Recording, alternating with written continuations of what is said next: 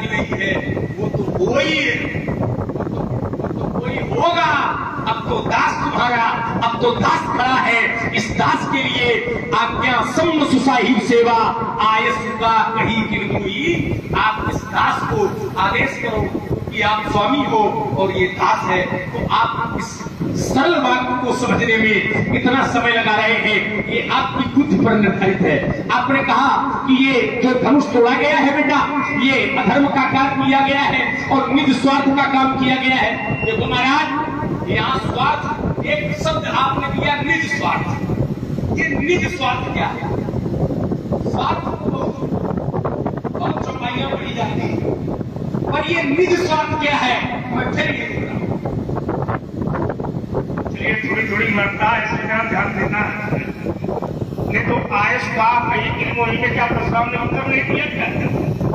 प्रस्ताव ने तो सीधा कहा सेवक सोच को है सेवकाई। तो अगर दास है तो दास का पर्याय है सेवक। अगर वो सेवा करने वाला है तो उसको हमारे सामने बुलाओ। तो फिर राम ने काहे नहीं बुला दिया? कहना चाहिए विधि अभी है, सेवक सोच करे सेवकाई, नहीं करनी करे लगाई। परशुराम ने आयस का कहीं दिल मोही पर पूरा ध्यान दिया है, पर क्या धनुष तोड़ने के वाले के द्वारा ऐसा कोई उत्तर सामने आया कि नहीं पंडित जी सेवा करने वाले हम ही हैं? विचार करो, नहीं आया है ना। ये बातें खैर अपनी है तुम्हारी, अच्छा इस पर चिंतन करना है। तुमने कहा कि ये निस्वार्थ नहीं है पंडित जी, अगर निस्वार्थ होता तो समाज में जोड़ी जाती। समाज जोड़ी थोड़ी गई है, समाज अपने आप जुड़ी है। द्वीप द्वीप के भूपति नाना आए सुनी, समाज राजा जनक ने जोड़ी नहीं है, ये अपने आप जुड़ी समाज है। द्वीप द्वीप के भूपति नाना आए सुनी, हम जो पर ठाना। विचार करो, ये राजा अपने आप आए हैं, ये जोड़े नहीं गए। 34 घंटे मंच विशाला रचे जहां बैठे नहीं पाला। अर्थ ये है कि ये राजा की व्यवस्था है, और जो यहाँ पर राजा आए हुए हैं इनको बुलवा नहीं दिया गया, बुलाया नहीं गया, ये बिना बुलाए आए। विचार करो, तुम लोग भी आए हो तो बिना बुलाए आए हो। धनुष यज्ञ सुनने को बोलना था, बिना बुलाए आए हो। जो बिना बुलाए आते हैं उनको ये नहीं कहा जाता कि हम समाज जोड़ रहे हैं, वो अपने आप समाज जुड़ती है। विचार करना। अब ये तुमने कहा कि ये पर्यायी थोड़ी तोड़ा गया है, पर्यायी ही तोड़ा गया है और निज स्वार्थ में तोड़ा गया है। राजा जनक का प्रण है कि स्वयं पुराण को दंड कठोरा, राज समाज आज कोई तोड़ा।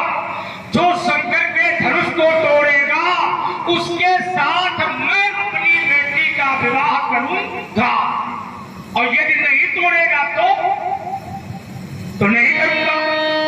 तो उसने कहा त्रिभुवन के समेत बैठे ही और फिर ही विचार परम हट।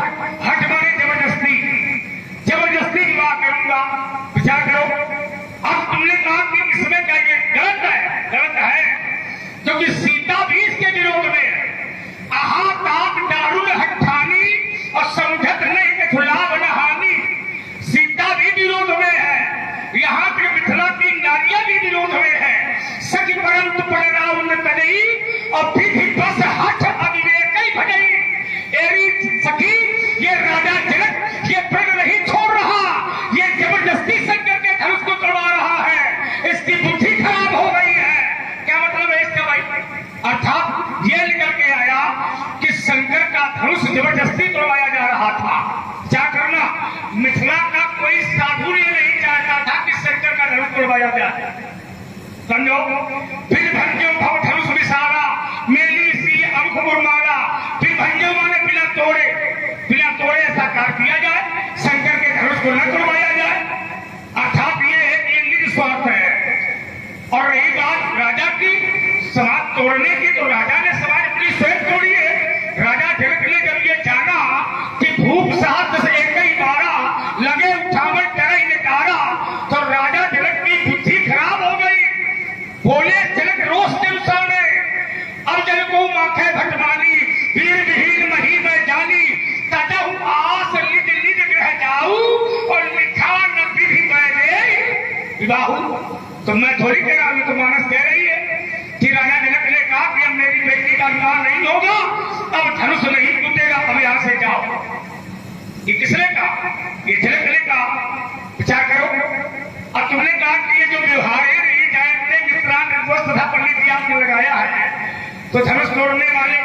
कौन सा ऐसा व्यवहार किया गया है? ये तुमने प्रश्न खड़ा कर दिया सीधा। तो धनुष तोड़ने वाला जब धनुष की ओर चला था तो उसने शत्रुता का भाव पहले बनाया है। सिय ही विलोक टके धन कैसे और चिट्टा व गरुड़ लघु व्याल ही जैसे। शत्रुता का भाव धनुष तोड़ने वाले ने बनाया, शत्रु धनुष तोड़ने वाले ने माना। धनुष ने शत्रु उसको नहीं माना, लेकिन तोड़ने वाले ने धनुष को शत्रु माना। सिय विलोक टके धन कैसे, चिट्टा व गरुड़ लघु व्याल ही जैसे। विचार करो। अब तुमने तीसरी वार्ता ये प्रस्तुत की, तुमने कहा पंडित जी ये धर्म जो है गाय को लेकर के तुमने कहा कि जहाँ जहाँ देश भेड़ कुछ पावई तो नगर गांव को आग लगावई। ये भी तो है, ये रावण का निज अत्याचार है। विचार करना,